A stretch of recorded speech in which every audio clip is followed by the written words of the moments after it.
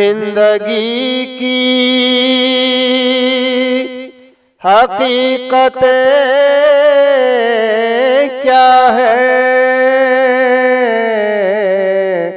मर के जीना सिखा रहे हैं हुसैन। मैं समझता हूं कि हर इंसान ये कोशिश करता है किसी तरह मैं इमाम हुसैन के जरिए तक पहुंच जाऊं, मैं जनाब अब्बास अलैहिस्सलाम के जरिए मुबारक तक पहुंच जाऊं, या मैं टीला ज़ैनबिया पे जा रहा हूं तो उस मकाम तक पहुंच जाऊं जहां जरी रखी हुई है, जहां जनाब ज़ैनब कुबरा सलामुल्लाह अलैहा ने खड़े होकर के भाई के ज़िबा होते वक्त पिसरे साथ को आवाज़ दी थी। तो ये सारे मकामात हैं, यहाँ पे आप ज़ियारत करेंगे, हम भी ज़ियारत करेंगे, लेकिन इतना ख्याल रहे कि इस ज़ियारत के करते हुए अगर खुद ज़ियारत ना भी कर सको तो यकीन जानिए अगर किसी कमज़ोर को, जो आपसे कमज़ोर है, तो जब फरमाइए अगर आपसे कमज़ोर है आपने उसे सहारा दे करके जरिए मौला तक पहुंचा दिया, तो यकीन जानिए अगर आप जरी को बोसा ना भी दे सके तो मौला आपकी ज़ियारत को कबूल कर लेंगे। तो कि आपने कुर्बानी का जज्बा आपके अंदर पैदा हुआ, इसार का जज्बा पैदा हुआ, हमारी सीरत पे आपने अमल किया, कम से कम करबला के पैगाम आपके दिल तक पहुंचा तो सही।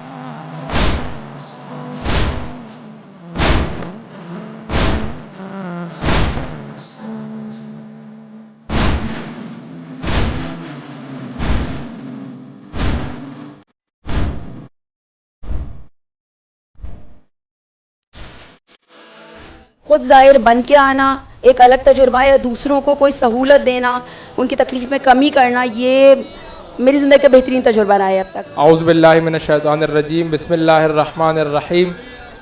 मौक़िब शहीद आरिफ हुसैनी पोल नंबर 172 नजफ़ से करबला के रास्ते पर 172 172 नंबर के पोल पर यह मौक़िब हर साल लगाया जाता है और इस साल अल्हम्दुलिल्लाह तकरीबन 150 के करीब 150 वॉलंटियर्स यहाँ पर हमारे साथ मौजूद हैं और हमारे तकरीबन 4 या 5 डिपार्टमेंट्स हैं कि जो इसमें फ़ाल हैं, जिसमें एक डिपार्टमेंट मेडिकल कैंप है जिसमें मुख्तलिफ़ वॉलंटियर्स और डॉक्टर्स वगैरह मौजूद हैं। इसके अलावा एक जो है वो हमारा सबील का डिपार्टमेंट है जिसमें दिन सुबह से लेकर और तकरीबन रात तक मुख्तलिफ़ पीने और खाने की चीज़ें तकसीम की जाती हैं और इसके अलावा रिहाइश का इंतज़ाम है मोमिनीन के लिए, मोमिनात के लिए, और इसकी मजालिस अज़ा मुनक़्क़िद की जाती हैं हर रोज़ नमाज ज़ोहर के बाद, नमाज मगरिब के बाद न्याज का अहतमाम होता है और अल्हम्दुलिल्लाह ये सिलसिला पिछले 3 सालों से जारी है और इस साल भी अल्हम्दुलिल्लाह परवरदिगार मुताल के फजल व करम से और इमाम हुसैन के ख़ास इनायत से मौके पे शहीद आरिफ हुसैनी की टीम को यह एज़ाज़ मिला है कि हमने इस साल भी यहाँ पर ज़ायरीन के लिए मौक़िफ़ लगाया है। और मेडिकल कैंप हमारा जो है वो इमामिया मेडिकल इंटरनेशनल के साथ कोलैबोरेशन में होता है और वो इस सिलसिले में हमारी मदद करते हैं मुख्तलिफ़ चीज़ों में। तकरीबन डॉक्टर्स हमारे पास 3 या 4 डॉक्टर्स हमारे पास मेल, 3 या 4 डॉक्टर्स फीमेल हमारे पास मौजूद हैं। इसके अलावा सबील का अहतमाम है, दीगर उमूर यहाँ पर अंजाम पाते हैं और तकरीबन 150 के करीब वॉलंटियर्स हैं कि जो यहाँ पर आते हैं पूरी दुनिया से। इस साल भी हमारे साथ अल्हम्दुलिल्लाह इराक़, ईरान, पाकिस्तान और दुबई और मुख्तलिफ़ ममालिक के वॉलंटियर्स हमारे साथ मौजूद हैं। बहुत शुक्रिया।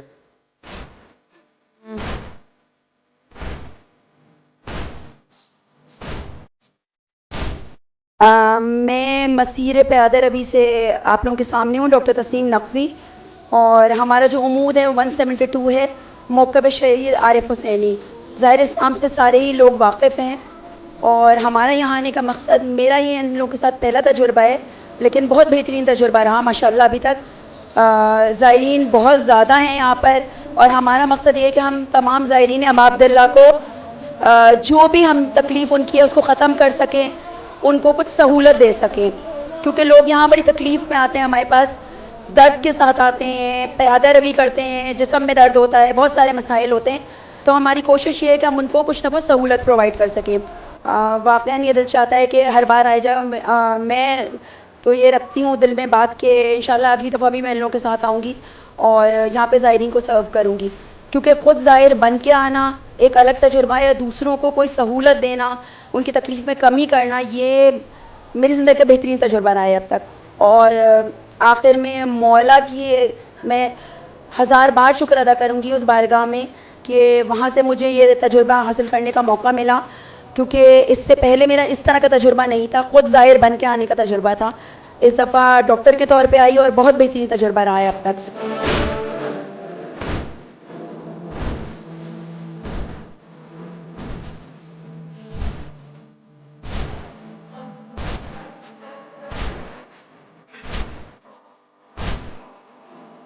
दिन में भी लोग आ रहे, रात में भी आ रहे। इराकी, ईरानी दिन में चलते, वो रात में रेस्ट करते हैं। और हमारे इंडियन अप्रोक्सीमेटली दिन में खाना पीना रह के 10 से 15,000 लोग होते हैं अप्रोक्सीमेटली। और रात में सोने का है तो ईरानी इराकी सोते हैं और हमारी पब्लिक जो इंडियन पाकिस्तानी है वो रात में चलते हैं और दिन में वो सोते हैं। तो 24 आवर्स राउंड द क्लॉक पहले से हमारा था, खाना, चाय, मसाज, मेडिकल टाइम 24 आवर्स पहले से था। मगर अब ये हो गया कि ज़्यादा, पहले इतना रश नहीं रहता था, इस टाइम ज़्यादा, बहुत ज़्यादा रश हो गया।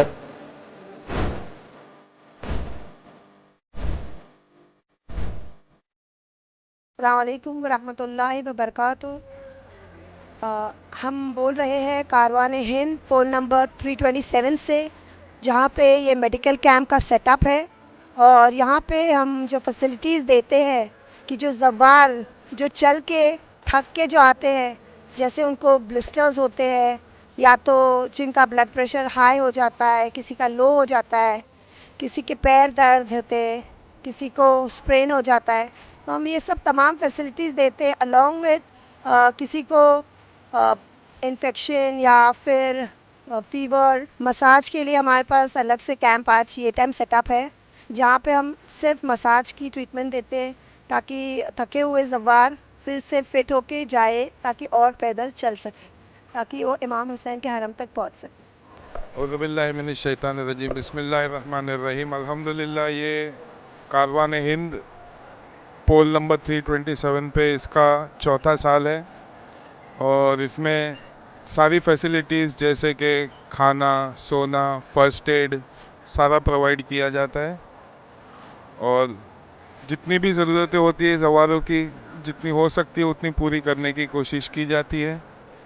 और ये मेडिकल कैंप में डॉक्टर्स भी है, पैरामेडिक्स भी है जो हेल्प करते हैं, पेशेंट्स के लिए ट्रांसलेटर्स भी है जो अपने लैंग्वेज को कन्वर्ट करके हमें समझाते हैं कि उनको क्या चाहिए, और वो हिसाब से उनको मेडिसिन्स दी जाती है।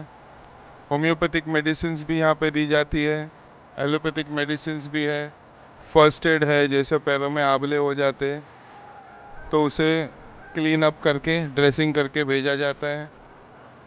और यहाँ पर बाकी देखा जाए तो ब्लड प्रेशर, शुगर वगैरह ये सारा भी चेक हो जाता है और जो बेसिक फर्स्ट एड रहता है वो पूरा प्रोवाइड किया जाता है।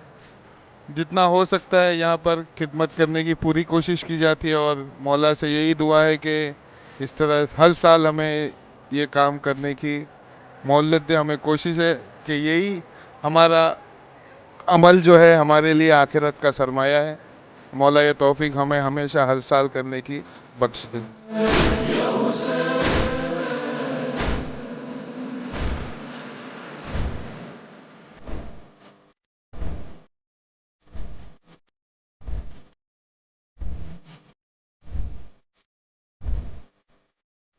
अजीज़ों, जाने वाले ज़ायरीन को फ़कत एक चीज़ याद रखने की ज़रूरत है, वो ये कि हम इमाम हुसैन अलैहिस्सलाम के मकसद को ना भूलें।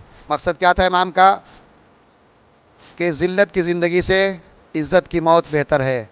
और दुनिया का हर आज़ाद इंसान यही चाहता है कि इज़्ज़त की ज़िंदगी जिए, और इमाम का पैगाम भी यही था। इसीलिए आज दुनिया के किसी भी कोने से आने वाला ज़ायर वह किसी भी मज़हब से ताल्लुक़ रखता हो, ऐसा नहीं कि सिर्फ़ शिया ही आते हैं यहाँ पे। अल्हम्दुलिल्लाह हर मज़हब के मानने वाले, और इंशाअल्लाह एक दिन वो वक्त आएगा कि जब हर कौम पुकारेगी हमारे हैं हुसैन। और इसी मकसद के तहत ये कारवान हिंद के लोग, चूँकि इमाम ने ख्वाहिश की थी कि हमें मोहलत दी जाए, हम हिंदुस्तान चले जाएं, लेकिन इमाम को मौका हिंदुस्तान जाने का न दिया, तो हम हुसैन के चाहने वाले हिंदुस्तान से यहाँ आते हैं कि इमाम आपको मौका नहीं दिया गया, हम आपके ज़ायरीन की खिदमत करने के लिए आपकी बारगाह में हाज़िर होते हैं। बस यही पैगाम है, और मकसद ज़व्वार का ये होना चाहिए करबला जाने में हमारे पास इत्तेहाद, यकजहती, हर रंग, हर मज़हब और हर कबीले के लोग एक परचम के तले, वह है हुसैनी परचम लेके सब हुसैन की बारगाह में गामज़न और रवादवा हैं। और सबका मकसद यही है, हमारा मकसद इत्तेहाद और यकजहती है।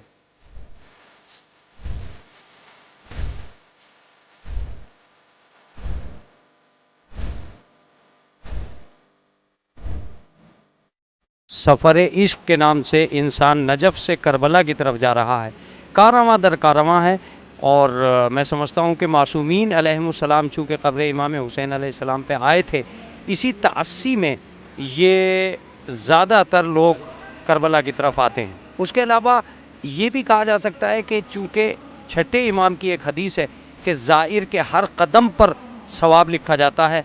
और इस करबला में आने का एक सबसे बड़ा मसला यह है कि मासूमीन की रिवायत में ये बात मौजूद है कि एक कदम चलने से नेकी मिलती है और गुनाह घटते चले जाते। इमाम की एक हदीस है, मन ज़ारा क़ब्र हुसैन आरिफ़न बिहक़्क़िही गफ़र अल्लाहु लहू मा तक़द्दम मिन ज़म्बिका व मा तअख़्ख़र।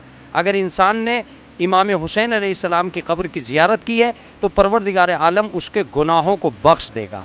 असल मसला क्या है? असल मसला ये कि लोगों ने इमाम हुसैन अलैहिस्सलाम को मदीने से करबला आने के लिए एक एहतमाम कर दिया था, एक इंतज़ाम कर दिया था। इमाम मजबूरन आए थे।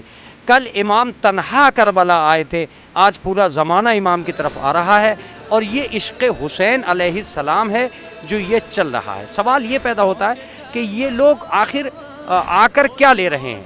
मैं ये समझ रहा हूँ कि ज़माना ये देख ले कि हज़ारों तकलीफ़ों के बावजूद इनका चलना इस बात का सबूत है कि वो हार गए, वो थक गए, वो ख़त्म हो गए, जिन्होंने कल सैयद सज्जाद को चलाया था। लेकिन सैयद सज्जाद के चाहने वाले आज भी चल के बता रहे हैं कि अब उनका ज़माना नहीं चल रहा है, अब सैयद सज्जाद का ज़माना चल रहा है, अब सैयद सज्जाद के चाहने वाले चल रहे हैं। सवाल ये है कि कल उन्होंने कैद करके चलाया था, आज शीयत आज़ाद बन के चल रही है। शीयत ये जानती है कि इमाम हुसैन अलैहिस्सलाम के लिए कब्र की तरफ आने में 70 हजों का सवाब है। 70 हजों का क्यों रखा गया? 70 हजों का सवाब इसलिए रखा गया कि जो हुसैन तक नहीं आ सका वो काबे तक क्या जाएगा, वो खुदा तक क्या जाएगा। इमाम हुसैन तक आने का मतलब ये है कि आदमी अगर करबला आ गया तो काबे को पहचान लेगा, अगर वो करबला ही को नहीं पहचानता तो काबा उसकी कभी भी पहचान में नहीं आएगा। यही वजह है कि जो आज काबे को पहचान रहे हैं वो काबे में रहकर नुकसान में हैं, और जो करबला को पहचान रहे हैं वो करबला से और काबे तक का सफ़र करके कामयाब है। ये सफ़र इश्क ही नहीं है, ये सफ़र मवद्दत अहले बैत है जिसे रसूल हमसे डिमांड करके गए जनाब उम्मे कुलसूम से कि जनाब उम्मे कुलसूम कहाँ पे थकी, मुझे मालूम ही नहीं है कि कहाँ पे थकी, इसलिए कि करबला ख़त्म ही नहीं हुई, मेरी निगाहों के अंदर करबला ख़त्म नहीं हुई। बस मैं तुमसे दो मसाइब की तरफ रुख करके और अपनी बात को तमाम करना चाहता हूँ। जानते हो कि ये क्यों किया जा रहा है? जनाब सैयद सज्जाद जब मदीने में आए, बशीर ने कहा मौला क्या मैं पूछ सकता हूँ कि आपकी ज़हमतों का हाल क्या था? काशीरी में सबके गले में रस्सी बांधी जाती है, सबको खींचा जाता है, लेकिन हमारे साथ आफत ये हुई कि हर बड़े के साथ एक छोटे का गला बांधा गया। ये चलने वालों, इस जुमले के बाद मजलिस तमाम हो जाती है। हर बड़े के साथ छोटे का गला बांधा गया, मेरे साथ मेरी बहन सकीना को बांधा गया, मेरे साथ मेरी बहन सकीना को बांधा गया। इमाम फरमाते हैं कि इतना फासला कम था सकीना की रस्सी का और मेरे गले की रस्सी का कि अगर मैं खड़ा होता था तो सकीना पंजों के बल खड़ी होती थी, और अगर सकीना बैठती थी तो मुझे रुकू की हालत में जाना पड़ता था। हाय मेरा मौला, कशा कशा कूफे का बाजार, करबला की दुनिया, इन्हीं रास्तों पर इमामे ज़मा सैयदे सज्जाद इन्ना लिल्लाह व इन्ना इलैहि राजिऊन। मैं इश्क के सफर पे चला, मैं इश्क के सफर पे चला, हर एक कदम पे करता हुआ शुक्र खुदा, शुक्र खुदा। मैं सफर पे चला, मैं सफर पे चला, जब मैंने सरजमीन नजफ पर रखे कदम, दिल ने मेरे इरादा किया या शहे उमर, या शहे उमर, या शहे उमर। ये तुझसे मोहब्बत है मेरी, ये तुझसे मोहब्बत है मेरी, आऊं जो ज़ियारत को तेरी, इब्ने अली, इब्ने अली। कर ले कबूल मेरा अक़ीदत भरा सलाम। अभी तक हम करबला नहीं पहुंचे, लेकिन इस करबला के इस रास्ते पे अमूद नंबर 820 से 820 से खड़े होकर अपने मौला को सलाम पेश करो, हाथ को उठाओ मिलकर। करने कबूल मेरा अक़ीदत भरा सलाम, सलाम, सलाम। ऊंची आवाज से करने कबूल मेरा अक़ीदत भरा सलाम, पैदल नजफ से करबला आएगा गुलाम, आएगा गुलाम, आएगा गुलाम। अलमदद या शहे करबला, अलमदद या शहे रामता। मैं पैदल चला करबला, या हुसैन पैदल चला करबला, मैं पैदल चला करबला, या हुसैन पैदल चला करबला, मैं पैदल चला करबला। मेरे सीने में बचपन से अरमान था, मेरे सीने में बचपन से अरमान था, आ गया घर वहाँ से बुलावा मेरा, आ गया घर वहाँ से बुलावा मेरा। शाहे मर्दा के दर से सुए करबला, अपने पैरों पे चलता हुआ जाऊंगा, शुक्र मौला वो दिन आ गया। मैं पैदल चला करबला, पैदल चला करबला, मैं पैदल चला करबला, हुसैन पैदल चला करबला, मैं पैदल चला करबला। शाम गरीब हमारी, शाम पढ़ दूं, इजाजत है पढ़ दूं। शाम गरीबा आई, माँ रात के अंधेरे में शमा लेके चली, कब्रिस्तान में पहुंची तो क्या देखा, उसके बेटे की कब्र पर कोई बुर्का पोश बीवी पहले से बैठी चरागा कर रही है, शमा जला रही है। आगे बढ़ी, ए बीवी, शायद तुम काफी दिनों बाद आई हो, भूल गई हो ये कब्र मेरे बेटे की है, अपने बेटे की लायक ढूंढो। बीवी, लगता है बड़े दिनों बाद आई हो, भूल गई हो ये कब्र तुम्हारे बेटे की नहीं है, ये कब्र मेरे बेटे की है। बीवी, बीवी कुछ न बोली, उसने फिर यही कहा, बीवी ये कब्र मेरे बेटे की है, फिर कुछ न बोली। जब तीसरी बार का बीवी जाती क्यों नहीं हो, ये कब्र मेरे बेटे की है, मुझे चिराग जलाने दो। बीवी ने सर उठाया, क्या कहा तूने, तेरे बेटे की कब्र है, मुझे मालूम है तेरे बेटे की कब्र है। अरे तुम मेरे बेटे की आजादारी करने में मसरूफ थे, मैं तेरे बेटे की कब्र में आ गई। याद रखना, किसी दिन मैंने तेरे बच्चे की लाश अंधेरे में न रहने दी, मैं रोज आती थी चराग जलाने। वाह गुरबता से अली से फरहाद और मज़हर करते हैं दिल की बातें, फर्शे अज़ा बिछा कर। अब लौट आ मौला, अब लौट आ मौला, दुनिया बुला रही है, उजड़े हुए घरों से आवाज आ रही है, उजड़े हुए घरों से आवाज आ रही है।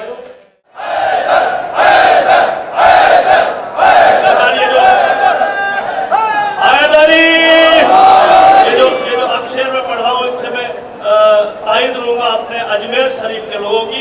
लाख कहते रहो तुम उसे मोतबर, हम तो लानत ही भेजेंगे शामो सहर। लाख कहते रहो तुम उसे मोतबर, हम तो लानत ही भेजेंगे शामो सहर। जिसने दरवाज़ा सैयदा ढा दिया, ऐसे हैवान को मैंने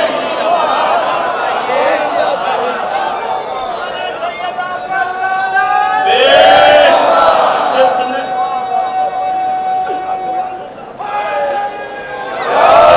दरवाज़ा सैयदा ढा दिया, ऐसे हैवान को मैं नहीं मानता। दुख्तारे शह की खींची गई बालियां, वो शहीदों के लाशों की पामालियां।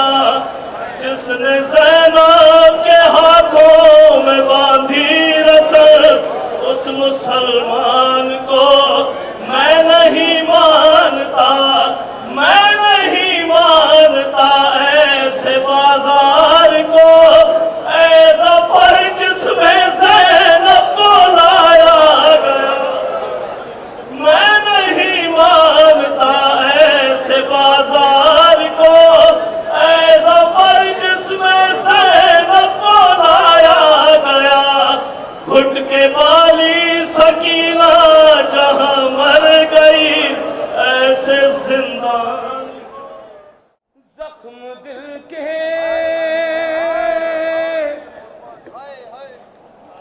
दिखाऊं मैं कैसे, जख्म दिल के दिखाऊं मैं कैसे, तेरा लाशा उठाऊं मैं कैसे। हाय अकबर अकबर अकबर, हाय मेरा मौला अकबर अकबर, हाय मेरा दिल के दिखाऊं मैं कैसे, जख्म दिल के दिखाऊं मैं कैसे, तेरा लाशा उठाऊं मैं कैसे, है अकबर मेरा अकबर, अकबर मेरा अकबर, अकबर मेरा कि लाश अकबर पे शाह जब पहुंचे, दिल को हाथों से थाम कर बोले, अरे तेरी फुरकत ने अली अकबर आग दिल में मेरे लगा दी है, आग दिल की बुझाऊं मैं कैसे, आग दिल की बोलो बुझाऊं मैं कैसे, तेरा लाशा उठाऊं मैं कैसे, है अकबर मेरा शहर हमारा अकबर, अकबर मेरा शहर हमारा अकबर, अकबर मेरा